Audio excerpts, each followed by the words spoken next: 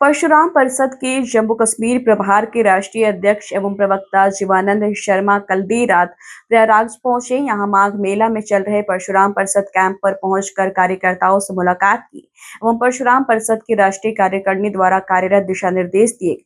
इस मौके पर खास बातचीत करते हुए उन्होंने कई मुद्दों पर परशुराम परिषद एवं जम्मू कश्मीर की स्थिति पर प्रकाश डाला। उन्होंने प्रकाश डालते हुए कहा है कि यूजीसी एक्ट को लेकर परशुराम परिषद पूरी तरीके से विरोध कर रही है, क्योंकि जिस तरीके से यूजीसी एक्ट को लागू किया गया है या करने की कोशिश की जा रही है, वो पूरे भारतवर्ष को अलग अलग जाति वर्ण में विभाजित करने का काम करेगी।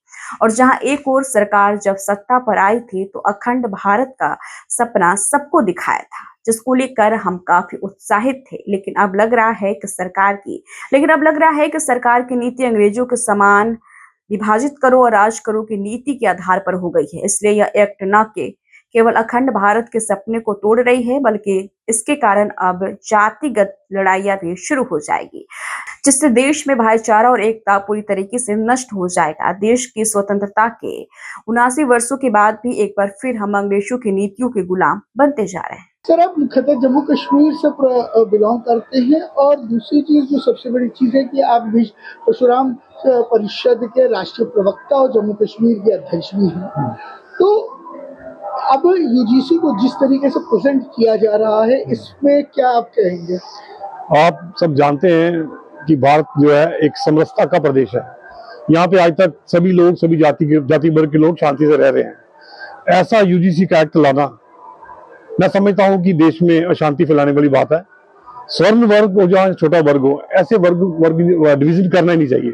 हम सब एक हैं और राष्ट्रीय परशुराम परिषद का एक ही काम रहा कि हम सबको एक ही बैनर में लाने की कोशिश कर रहे हैं, कोई जाति में बांटने की कोशिश नहीं कर रहे हैं। लेकिन आज की जो राजनीति है, मुझे लगता है कि ये बड़ी गलत रास्ते पे चल रही है और मैं ये अनुरोध करूंगा कि ऐसा ये यूजीसी बिल इमीडिएटली वापस लेना चाहिए। वो जनता में आक्रोश है और इस आक्रोश का कारण आप जानते ही हैं कि स्वर्ण जाति हो या छोटी जाति हो, आज 70 ईयर्स हो गए हैं, 79 ईयर्स हो गए हैं हमें आफ्टर इंडिपेंडेंस। ऐसा कोई भी एक्ट कांग्रेस ने नहीं लाया। तो भारतीय जनता पार्टी, जिसपे बहुत उम्मीद है कि भारत में जो अखंडता करेगी, स्थापित करेगी, धर्म को स्थापित करेगी, विश्व गुरु बनाएगी, एक राष्ट्र और एक की बात कर रहे हैं माननीय मोदी जी, तो उसमें यह बात करनी चिंता का विषय है।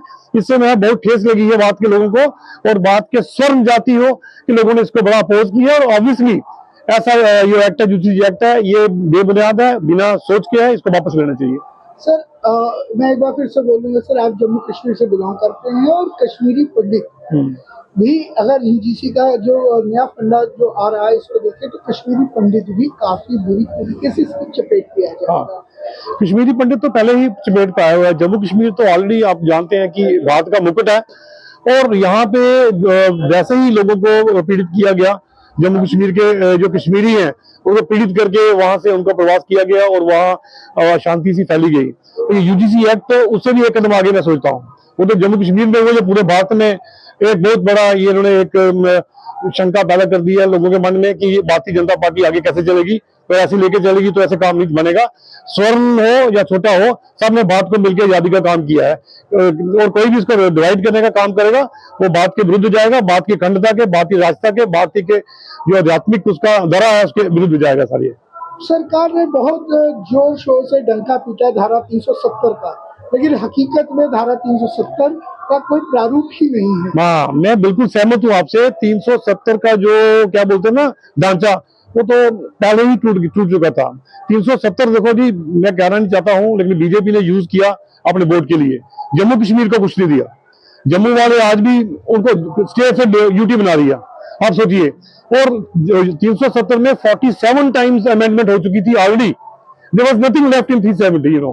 कांग्रेस ने सब कुछ कर दिया था, लेकिन उसने यूज किया अपने वोट बैंक करने के लिए। विशेष वोट बैंक जो अपना एक समुदाय है उसको बताने के लिए कि 370 पड़ा हुआ है, लेकिन 370 खत्म हो चुका था।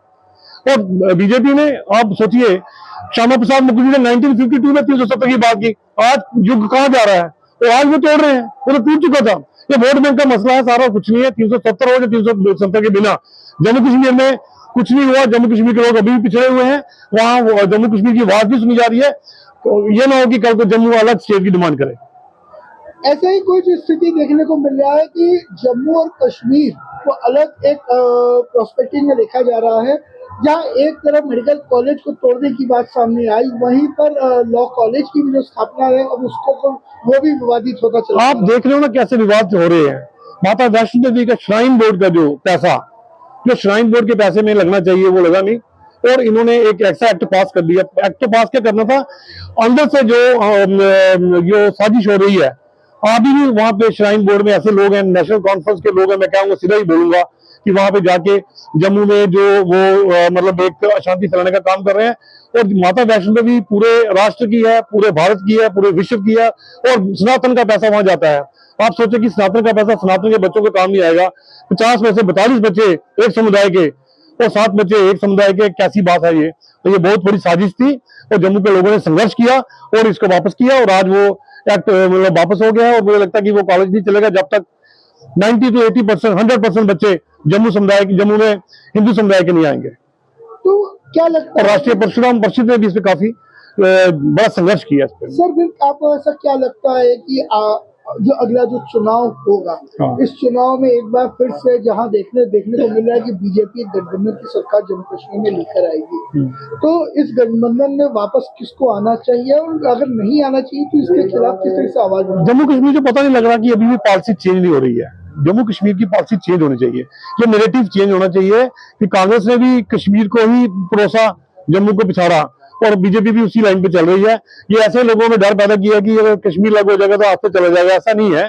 जम्मू को स्टेट बनाया जाए, जम्मू के लोग राष्ट्रवादी लोग हैं, जम्मू के लोग, जम्मू का सीएम होगा और तो मुझे लगता है कि कश्मीर में भी वो अंकुश पड़ेगा और कश्मीर को यूटी बना के चलाना चाहिए। कश्मीर के लोगों ने, आप हिस्ट्री देखिए, कभी भी राष्ट्र के साथ नहीं चले हैं, चाहे फारूक अब्दुल्ला हो, चाहे उमर अब्दुल्ला साहब हो, ये राष्ट्र के विरुद्ध ही चले हैं। और ये हमेशा ट्राईपार्टाइट की बात करते हैं कि जम्मू कश्मीर और पाकिस्तान की बात की जाए। पाकिस्तान को किसके बीच में लाना है? जम्मू कश्मीर एक अखंड भारत का विलंग अंग है। तो मुझे लगता नहीं है कि ये नैरेटिव चेंज करना चाहिए। जम्मू को उसका हक देना चाहिए, जम्मू के लोगों को जम्मू का सीएम होना चाहिए। आप देखिए, जम्मू में चुनाव होने के बावजूद भी अपना सीएम नहीं बना सके हैं और न ही आगे बना पाएंगे। परिचय दे दीजिए। मैं जीवानंद शर्मा, राष्ट्रीय परशुराम परिषद का राष्ट्रीय प्रवक्ता और प्रदेश अध्यक्ष होने के नाते आपका मैं धन्यवाद